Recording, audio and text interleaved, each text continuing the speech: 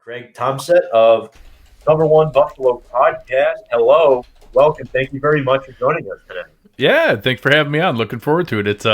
It's a new experience for me being playoff time and people reaching out to me asking if I want to come on their show. This is very new as a Bills person to have that be a normal thing now. And I think I have 2 shows tonight, 3 more tomorrow. It's a it's a very new experience for me. Well, congratulations, Awesome man. stuff. Buffalo is a bright future and a bright open this playoff representing the AFC. Maybe the only competition of the Chiefs. Yeah, obviously we'll see how far it goes. It's reassuring having somebody like Sean McDermott leading the way where he's very into that, got to go 1-0 each week, never look past anybody, very, very short-term thinking. That's reassuring because the fans are certainly way ahead of themselves. Yeah, no, and thank you very much for joining us, folks. If you're watching, remember to go check out the Cover One Buffalo podcast. Greg, where can the folks find that stream at? Sure. So my friends and I run cover1.net and the Cover One app, so you could find, obviously I focus mainly on the Bills, but we have guys. Eric Turner is one of the best film breakdown guys in the business. We have a ton of great draft coverage, all kinds of different stuff that's not just Bills focused, even though that's where most of my attention goes. So all kinds of good stuff you can check out there. You can find it at Cover One and the Cover One network. You'll see all of our different shows, all of our different feeds, anywhere, YouTube, Periscope, Facebook, all the different places that you can find anything, and then all your normal, Spotify, iHeartRadio, and the Google Play and iTunes for the Cover One Buffalo podcast. Love it. Make sure to subscribe to that, everybody watching. I'll make sure to do that after tonight. And Greg, the Bills, they beat the Dolphins, and oh my goodness, they didn't beat them. They slaughtered them. 56 points.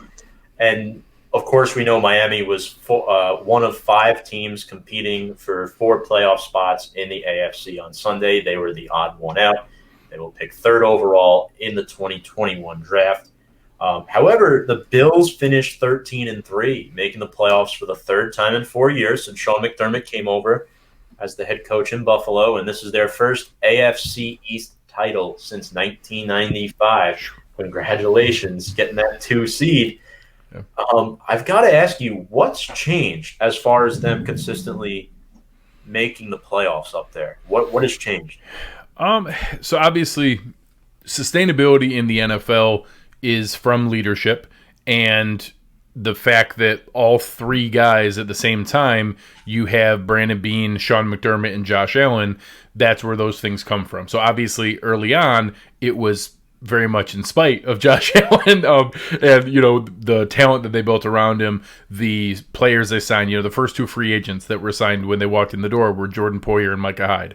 That's a pretty strong foundation. Then you follow it up. Your first 2 draft picks are Tre'Davious White and Deion Dawkins. That's a pretty good foundation to lay. Then the next year you come back, you sign John Brown and Cole Beasley, you sign John Feliciano. Your first 2 draft picks are Josh Allen and Tremaine Edmonds.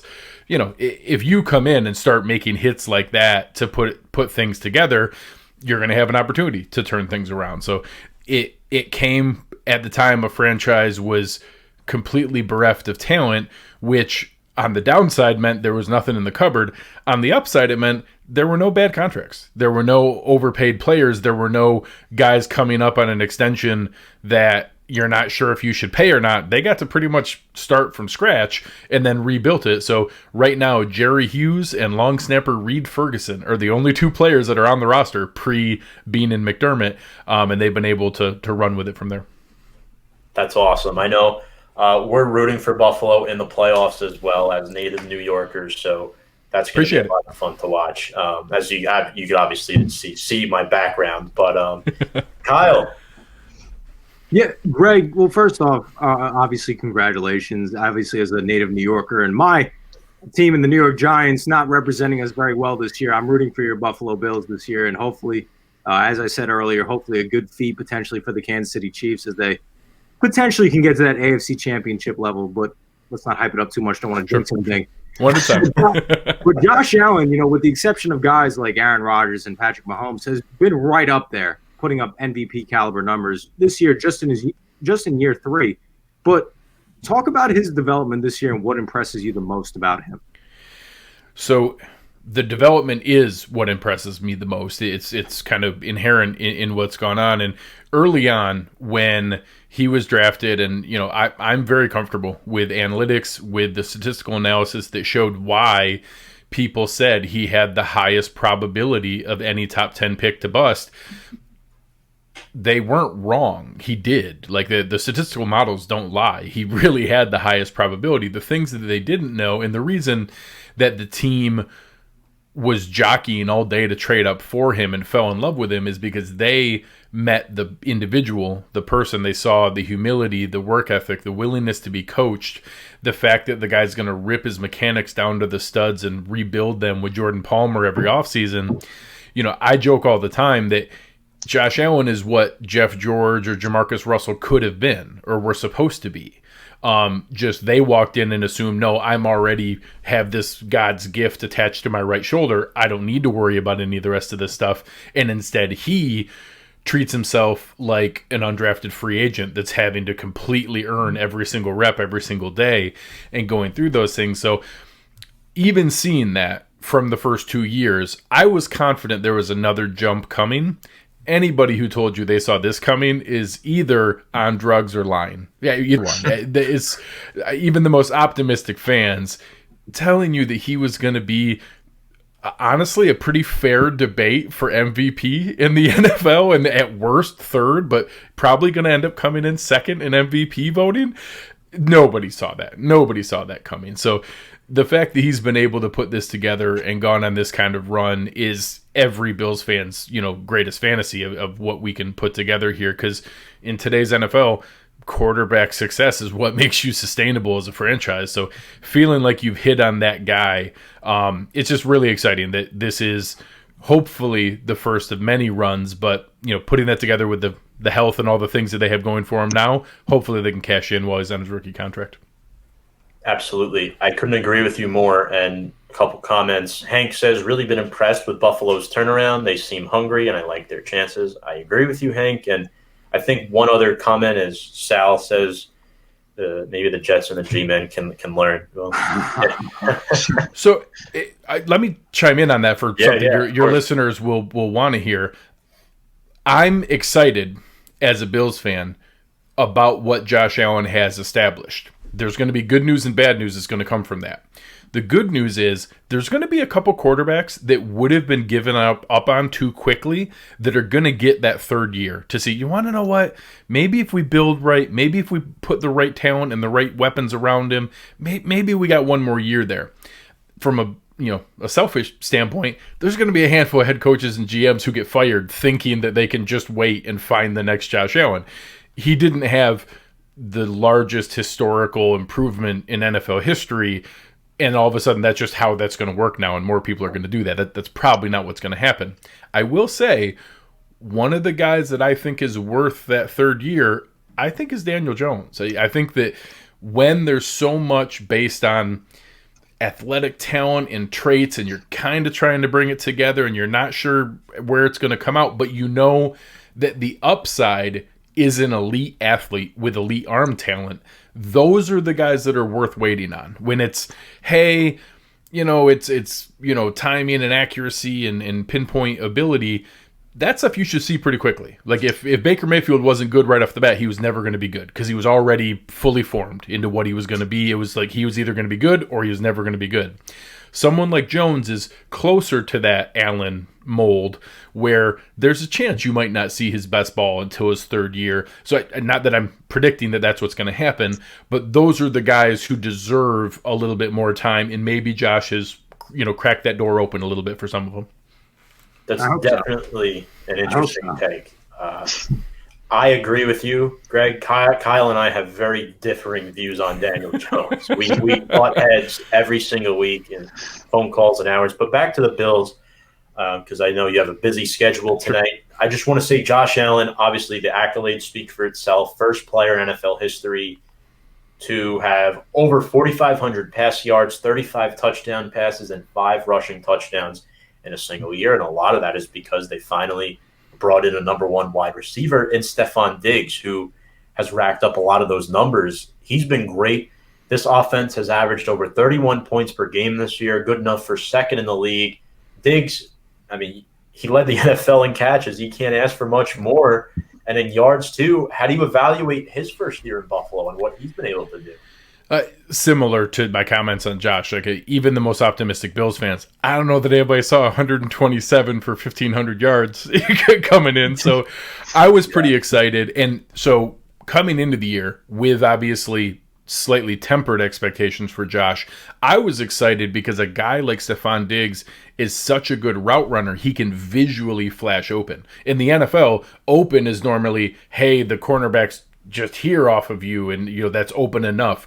No, he roasts dudes and like you can see him open and nobody's near him.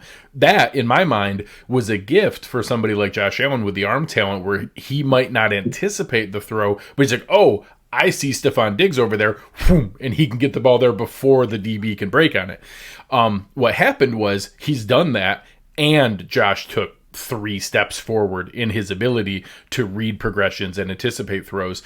Another, underestimated piece of it is the Bills had a solid receiving core before that. John Brown put up wide receiver 1 numbers last year, even though he's not truly a wide receiver 1 in anybody else's offense, but he, put up 1,200 yards and 68 catches and a nice season. Cole Beasley was a really nice number 2 receiver. Well, now when you bump him down to John Brown as your number 2 receiver and Cole Beasley is your number 3 and Gabe Davis comes aboard as a rookie, now all of a sudden everybody's one notch down. So when the defense has to pay that much attention to Stephon Diggs, well, you can't cover John Brown one-on-one with no safety help. And hey, you can't put a linebacker on Cole Beasley. And now when you give teams that choice and they're like, oh, you're right, we can't do that, we better tilt a little bit back. Well, you just left Stephon Diggs in single coverage and there's no human on earth who can do that. It's turned into this genuine pick your poison where if you don't have a really great scheme, there's just not a combination that's able to get them covered at the same time. And he unlocked that by, adding somebody at the top rather than maybe drafting somebody and hoping they could contribute as the year went on. He unlocked it from game 1. So we see Cole Beasley and Gabriel Davis, which you just mentioned, that are 2 contributors to the offense. Talk about their complementary receivers and the relationship with Allen. Since we did see Cole Beasley before Stephon Diggs, he was somewhat of a part within that offense. But this year, at least for me, I'm probably sure Tom and Kai would agree, we've seen Cole Beasley just blossom and kind of like grow within this offense and like put up these numbers that as Giant fans, we never really saw him in Dallas do that. So what they figured out was they had an answer no matter what the defense was going to do. So if you're going to go zone, you can pretty much bracket Stephon Diggs and be able to manage it. And that's where you saw some of those, 5 for 58, 7 for 72 games where like, hey, you still get, he's going to get the ball, but it's not going to rip things wide open. But when you do that, there's no player in the NFL who finds spots in the zone better than Cole Beasley. So he had games with 12 catches for 130 yards because teams just refused to get out of zone, and they're like, okay, we'll just let him keep finding openings. And you combine his ability to run option routes with Josh having the strongest arm in the NFL, he's going to get it there before you can do anything about it. So then you would pivot and you'd have games where teams run man. And if you have a good slot corner, you can cover Cole Beasley. Like he's not some elite out of this world athlete. But then when you do that, that means you're going man on Stephon Diggs or John Brown and they would get you. Or if you really had good coverage and we would go, 10 personnel and run 4 wide, well, Gabe Davis will get you over the top and he ends up with 7 touchdowns. So it just ended up being able to give them those options as they go. So in the games where you had zone heavy defenses, we knew going in this is going to be a huge Cole Beasley game and he's going to be able to eat. And he had enough of those where short of him getting dinged up here, second to last game of the year, he would have had a 1,000-yard season and would have had a really nice total. But we're just hoping he comes back for the playoffs. Yeah. Now, to top off on that, Gabriel Davis, I just want to say, you got a great one. I thought he was the most undervalued receiver in last year's draft at a UCF. I thought he was unbelievable. I'm glad you did because I didn't. I thought he was undervalued, but that's just me. But now switching gears from the offense to the defense, guys like Tremaine Edmonds, Tre'Davious White, Jordan Poyer, Micah Hyde, Matt Milano, the list goes on and on. Jerry Hughes, great defense that we saw improve upon the second half of the season. What do you believe got these guys clicking on all cylinders? So there was a lot of injuries early. Trey White got hurt in the third game. Matt Milano and Tremaine Edmonds both got hurt in the first game. Edmonds kind of, pushed through it. Milano missed almost half the season. We didn't have the same secondary for consecutive games until like the 9th game of the year. So there were always bits and pieces missing. The only group that was healthy was the defensive line, where it was half new players. So had to replace Jordan Phillips and Shaq Lawson. They did. They brought in Mario Addison and Vernon Butler and Quentin Jefferson, but they were all new and didn't have the chemistry, running stunts off each other and things like that. So the combination of the injuries, new players coming out of camp, it was a huge step back. I mean, the Bills had a top 3 or 4 defense for 4 years in a row. It was a huge step back. So at first we were like, all right, well, I guess our offense is scoring a lot. This is cool, but man, they're giving up a lot of points. And then had some rough games there in the middle. And then all of a sudden, as we came down this crazy stretch that the Bills have ended the season on, they started to get everybody healthy. They had really weird luck. I actually posted a tweet earlier coming out of week 8, where they barely beat the Patriots and Cam fumbled as they were going into the end zone and the Bills recovered it to lock up the win. Coming into that game, they had 17 guys in the injury report, and it was just madness of trying to keep track of everything.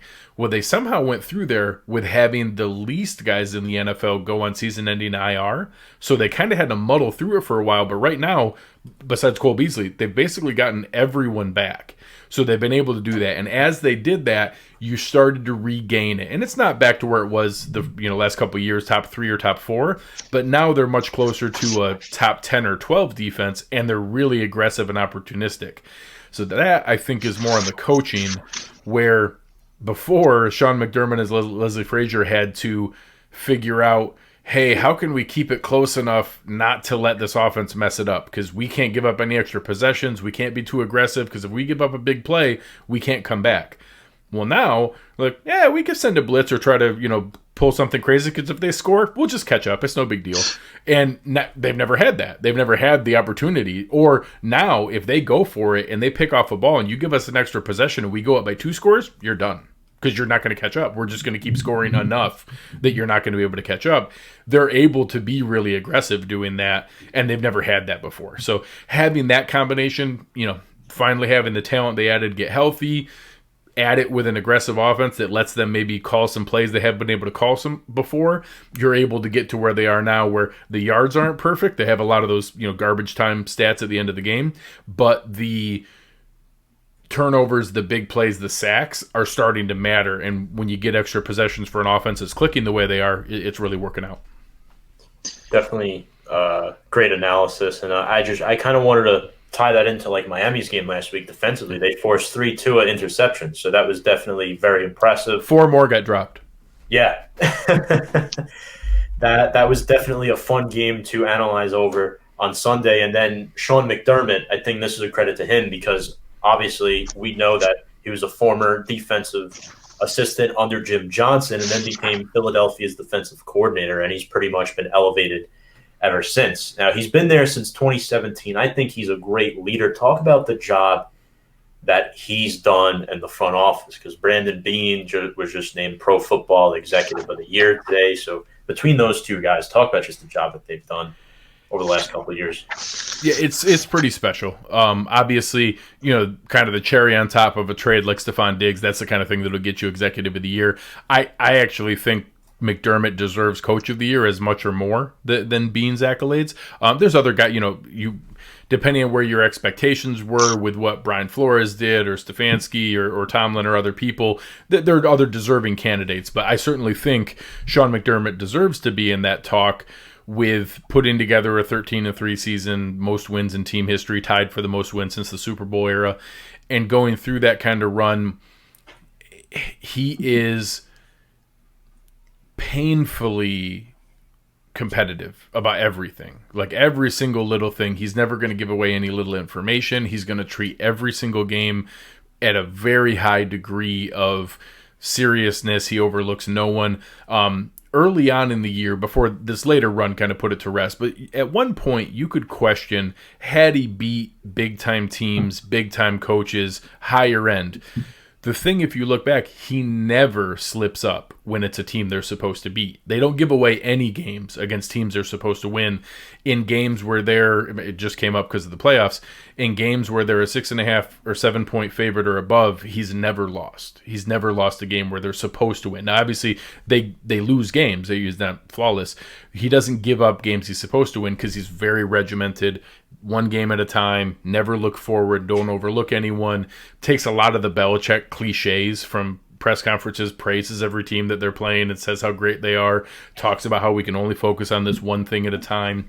Stuff like that matters. I think he's still relentless in film breakdown. Like, in games where you're still winning 56-26, or the last 3 games where they've just torn apart the Broncos, the Patriots, and the Dolphins, he's still picking stuff apart and raking them over the coals in film study and telling them what they could have done better or what's not good enough. And sometimes, especially with a team like the Bills, where you have such a history of a chip on their shoulder, the nobody believes in us, the you're not good enough, people joke about the stuff from Nick Wright or Skip Bayless or talking heads like that. He puts that stuff on a loop in the workout rooms, in the locker room, and he just puts it up on the board, running on a loop. It says, see, it doesn't matter how good you're doing. They still don't believe in you. They still don't think you're good enough. What you've done still isn't enough. Look, they're still talking about you and saying how you're not good enough. He's going to feed that forever. So it's getting a little bit harder now that they're playing really well, but he's still finding ways to do it. And right now it's working with this locker room. Now, Greg, I think they are good enough, having the second best offense in the NFL this year. But the worst part about winning is that, with a well-oiled machine of which the Buffalo Bills have assembled, all 31 other teams want pieces of your operation that make it run so smoothly. And I think you know what I'm alluding to when I say, in Brian Daboll, the offensive coordinator, do you believe that he will become a head coach come 2021? It's really hard for me not to see it, that some owner is going to say, wow, look what he did with Josh Allen. Imagine if he comes and does that for our guy. I don't know if it's quite that simple. I think there was a pretty special cocktail of circumstances that produced Josh's results, but at minimum, he's a piece of it. He's been a really good play caller, really open to what works best for Josh, what works best for the receivers, heck, he lets Cole Beasley and Stephon Diggs bring in plays that they want to run and that they think are going to work. He lets Josh call a lot of the plays during the game. And he's really great at the matchup-based game plans. He doesn't go in and say, nope, this is what we do and that's what we're going to do. He truly goes after, what does this defense do the worst and how can we take advantage of that? That's going to translate in most places. The biggest thing I don't know, and so I just did a couple shows with some people for Carolina and for the Chargers because they heard about the interviews that Daboll was in for. For Carolina was the GM for Joe Shane, but those same ideas of talking about the candidates coming up. And I said, I don't have anything negative to say. I don't know where he is from a leadership persona and like the it factor kind of stuff, because Sean McDermott is such a controlling personality in that structure. Like, it's his show, everything is exactly what he says. I'd like to think that he's picked up from that on how to build infrastructure, how to build those things. I know his offensive mind is going to translate. If he can get into the right situation, he would be very much, in my mind, like a McVay was with Wade Phillips. If you give him a head coach of the defense kind of guy and let him just run with the offense, I think it could be a really good setup. He's a really bright mind. He's worked, all of his mentorship is under Belichick and Nick Saban, and now hit it out of the park here with this season for the Bills. I think he deserves it. I think he should. And if we're being honest, from a stock standpoint, he'd be crazy to roll the dice again and not cash in right now. Like, it's going to be hard pressed for him to look better than he does coming out of this season. So I've tried to talk some Bills fans off the ledge that our only shot is like Eric Bieniemy last year for the Chiefs. The Bills go on a long playoff run. You have some impatient owners. Daboll is one of the really good candidates, but he's not the only one. Other good guys happen to get hired, and Arthur Smith gets a job, and somebody gives Urban Meyer an obscene amount of money, or some weird stuff happens. People give Marvin Lewis another job, all kinds of weird stuff like that, and all of a sudden, all the jobs dry up and we're still playing. That's our best case scenario, because otherwise it's hard pressed for me to think he doesn't get a gig. So I just wanted to thank you for coming on. But our very last question, I'm going to combine two different questions. So you guys play the Colts. It's a big challenge on Sunday with top 10 offense, top 10 defense. We saw what they've done throughout the season. But on top of that, we got some good news. There's actually going to be fans within the stadium, around 6,700-ish. In the wild card game, how happy are you to see fans within the stadium again, and how is that going to only help you with a top 10 defense offense coming in like the Colts?